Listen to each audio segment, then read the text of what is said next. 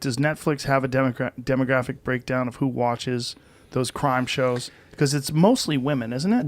Anecdotally, that's what everybody says. There was a funny bit on Saturday Night Live the other night that was like, what do ladies do when they're home alone? Wait, then they like throw on the murder shows. Yeah, why is that? I don't know. It's a weird thing. And when we were making Night Stalker, we would get to the point in the interview where it's finally, I would ask everybody, like, okay, so for some reason or another, this guy becomes like the Jim Morrison of serial killers, because like when he's paraded through the courtroom, all of a sudden he's got these like groupies and fans, and they're sending him, and I had gotten access to all of the like naked pictures that the girls are sending in, because this author had written a book about him, had all this stuff. And I was like, and you always have to kind of ask that awkward question of like, so why does this guy become this sort of crazy sex symbol object of desire, obscure object of desire?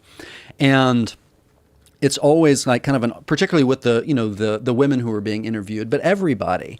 And nobody quite has an answer. Is it the bad boy thing? Is it the celebrity thing? But this is somebody that like, I think as one of the people said, this is somebody that would eat you for dinner, not like, it's craziness to have any attraction to it, but yet it exists. This guy has like groupies and fans. And it's very common for murderers to get, Hugely especially common. murderers of women, to get all these propositions from women.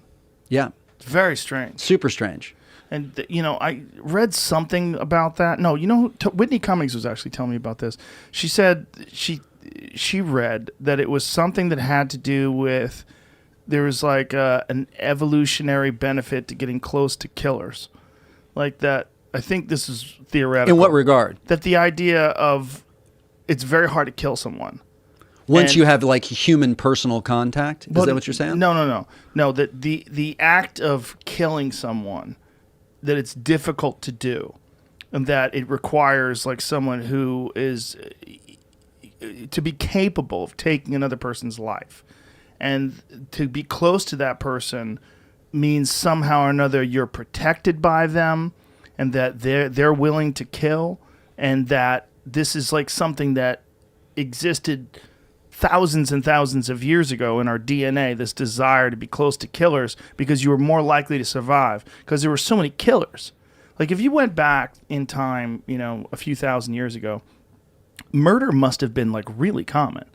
Like when people were sword fighting all the time and Dude, there's a crazy and book on this. Stephen Pinker wrote this book called The Better Angels of Our Nature. And what he does is he tracks over time kind of the nature of violence in humanity. Yes. And he's like, okay, once upon a time, there's Cain and Abel, and Cain kills Abel. Like the murder rate is like 50%. So actually, we've been trending up ever since then. And like it literally looks at how, over time, the incidence of like violence has actually, even though it doesn't seem like that, dramatically decreased in humanity. It does seem like that. I think we just focus on the instances of violence because we have mass media. Right. And it's fascinating. Yeah. And if it bleeds, it leads. So there's... But why is that? Like that's something that, making The Night Stalker or even making Silk Road, it's like, why are we fascinated by the underworld? The sort of like the worst things that people do to each other. Like, what is it? And you're participating in it. I'm participating in it. Anytime we're watching it, making it, or whatever, we are all in some way complicit in that.